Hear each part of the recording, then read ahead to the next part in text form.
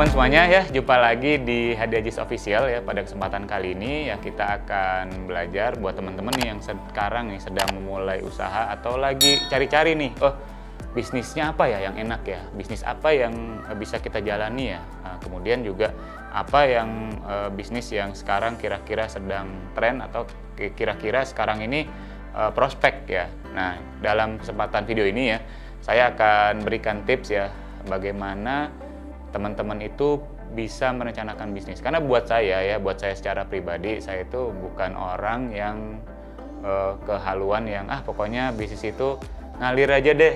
Pokoknya kayak air biarin ngalir ya. Saya nggak mau, selalu saya nggak mau. Jadi bisnis itu tetap harus by design. Ingat itu ya, harus yang namanya dengan perencanaan by design. Jadi kalau kita tidak merencanakan, itu sudah pasti kita namanya merencanakan kegagalan.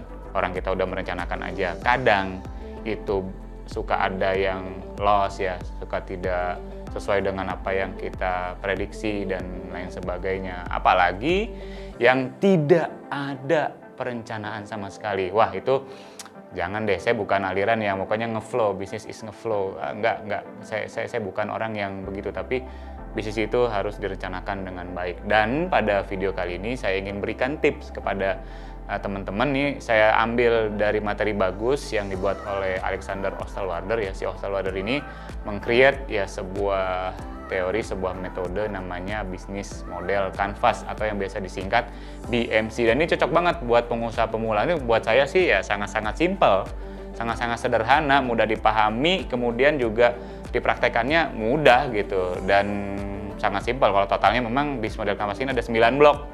Nah, tapi di video saya ini saya ingin berikan hanya 5 blok saja yang ini penting untuk teman-teman yang baru mulai usaha. Bagaimana kita rencanakan di 5 blok ini bisnis teman-teman itu bisa langsung menghasilkan dulu ya. Bagaimana kita rencanakan uang masuk kepada bisnis teman-teman, sehingga ini akan bisa terus melanggengkan dan terus mengembangkan bisnis yang dijalani oleh teman-teman semuanya. Nah, teman-teman, saya akan sampaikan nih ada 5 blok ya dalam bisnis model canvas yang dibuat oleh Bapak Osterwalder ini ya. Yaitu yang pertama nih customer segment. Nah, ini satu blok yang penting menurut saya, dan ini memang pertama yang harus kita pahami dan kita rencanakan. Karena apa? Karena ya kita harus paham kebiasaan dari customer segment kita itu dia seperti apa. Mereka punya problem yang bagaimana. Mereka punya masalah yang akan kita kasih solusi seperti apa ya. Mereka punya kebiasaan bagaimana. Mereka punya kecenderungan yang bagaimana ya.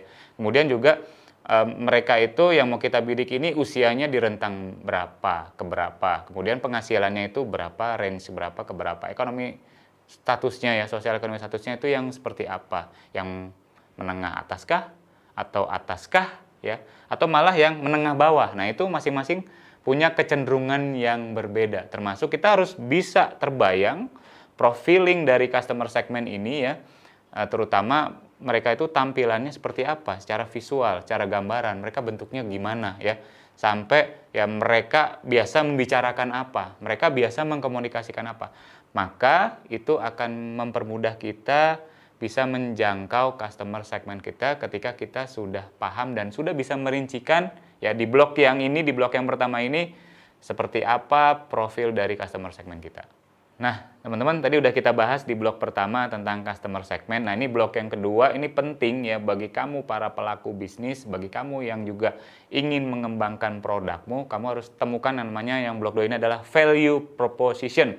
Value proposition itu apa? Value proposition adalah bagaimana kita bisa menemukan keunikan dari bisnis atau produk yang kita buat ya. Jadi bukan sekedar unik, berbeda ya, unggul dari yang lain, tapi juga bagaimana ya produk yang kita buat ini, value proposition-nya itu bisa menyembuhkan sakit atau pain point dari customer kita. Yang di blok 1 tadi, customer segment kita. Nah, bagaimana juga produk kita itu bisa menyelesaikan problems yang ada di customer segment kita. Nah, itu adalah fungsi dari kita temukan value proposition dalam produk kita, dalam bisnis kita. Tapi juga nggak cukup sampai di situ, teman-teman ya. Ada lagi ya, ketika produk kita ini tidak berkembang luas, apakah dia akan menjadi malapetaka buat customer segment kita tadi? yang kita bahas di blok 1 ya, atau biasa-biasa saja. Nah, kita harus temukan tuh apa malapetaka yang terjadi ketika value proposition ini tidak benar-benar ketemu. Seperti ini contoh di cinta Quran ya. Ketika cinta Quran ini tidak berkembang, maka malapetaka yang terjadi adalah ya akan semakin banyak orang yang tidak bisa membaca Quran, akan semakin banyak orang yang jauh dari Al-Quran, atau malah lebih dahsyat dari itu ya, akan musnah orang-orang soleh dari muka bumi. Nah, itu malapetaka itu harus temukan. Terus temukan dari bisnis kamu, dari produk yang kamu rencanakan, value proposition-nya itu apa? Tidak hanya selain unik, tapi juga dia juga bisa menyelesaikan masalah dari problem yang ada di customer segment bisnis kita, juga akan jadi malapetaka nggak ketika bisnis kita ini atau produk kita ini hilang ya dari pasaran. Kan kita nggak mau tuh kalau misalnya pas kita hilang tuh, bisnisnya hilang, customer segment biasa-biasa aja. Di BMC ini yang dibuat oleh Bapak Osterwalder ini di blok 3 ya, kita bagaimana bisa menjangkau customer segment kita. Yaitu namanya adalah market channel ya. Jadi saluran pemasarannya seperti apa agar kita bisa menjangkau customer segment yang udah tadi kita buat tuh ya. Dari usianya gimana, kecenderungannya gimana, kebiasaan seperti apa, dia ada di mana. Nah, kemudian kita jangkau dengan blok yang ketiga ini adalah market channel. Dan di era sekarang ini ya mau nggak mau ya kita harus adaptif ya. Kita harus terbiasa dengan yang namanya omni channel atau istilahnya itu multi channel. Jadi semua channel itu kita harus ada. Jadi ketika buka HP, ada bisnis kita. Ketika kita ada customer itu buka aplikasi A, ada. Pas lagi dia buka aplikasi B, ada lagi. Buka sosmed ini, ada. Buka sosmed itu, ada. Dan kita harus terus ada tadi. Jadi ibaratnya itu kalau dalam marketing istilahnya itu iterasi. Jadi kita berulang terus ada di benak ya para calon customer. Sehingga kalau udah ada kan sering muncul orang kan penasaran. Dari penasaran maka itu jadi pemasaran. Udah pemasaran, dia akhirnya mau membeli ya atau closing istilahnya di dalam bisnis kita, terhadap bisnis kita. Jadi kita terus harus hadir ada di market channel ini sehingga kita bisa menjangkau kepada customer segment kita. Oke, kita sudah bahas 3 blok ya di bisnis model Canvas ini. Nah, ini di blok 4 setelah tadi customernya sudah closing ya, sudah menjadi bagian di bisnis kita ya, sudah percaya untuk membeli produk yang udah kita tawarkan, maka ya mereka harus kita rawat. Nah, rawat ini kita rawat di blok 4 yang namanya customer relationship. Nah, program-programnya itu ya tergantung dari kebiasaan yang dilakukan oleh customer yang kita pilih tadi ya, customer segment yang kita pilih ya. Macam-macam tuh, ada yang namanya kita kasih diskon untuk pembelian berikutnya, ada yang kita servis dengan layanan-layanan tambahan dan lain sebagainya. Intinya agar customer kita ini mereka terus engage ya, mereka terus jatuh cinta kepada bisnis kita, kepada produk kita.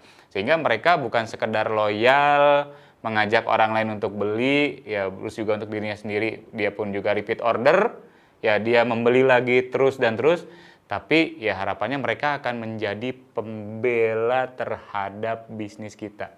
Mereka yang akan terdepan untuk membela bisnis kita loh. Ketika apa? Ketika mereka sudah, puas banget nih, pokoknya pakai bisnis itu, pakai produk itu, pokoknya keren, nggak ada duanya, pokoknya aku nggak mau berpaling ke lain hati deh. Nah, kalau sampai customernya udah bilang begitu, itu keren banget, berarti bisnis teman-teman dan produk teman-teman tuh, itu ngasih solusinya keren bener. Dan ya itu tujuan dari bagaimana customer relationship ini kita buat dan kita bangun.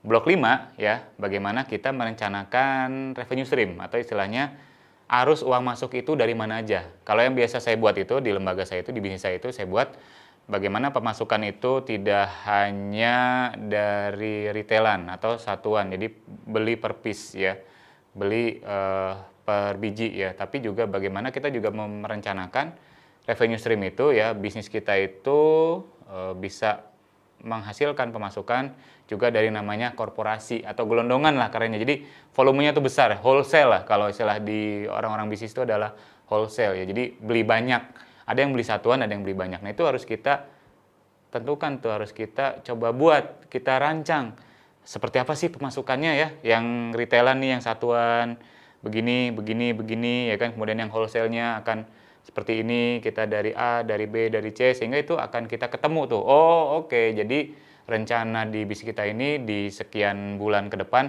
akan ada pemasukan sekian. Nah, itu kan ketahuan di mana? Di revenue stream-nya. Nah, teman-teman ya, di video tadi sudah saya sampaikan ada 5 blok yang ada di bisnis model Canvas. Sebenarnya dari 9 blok ya. Saya sampaikan 5 blok dulu, jadi pelan-pelan biar teman-teman bisa menyerap, agar bisa praktekin dulu lah dikit-dikit gitu ya, nggak langsung blek, nanti muntah terlalu banyak yang harus diberikan.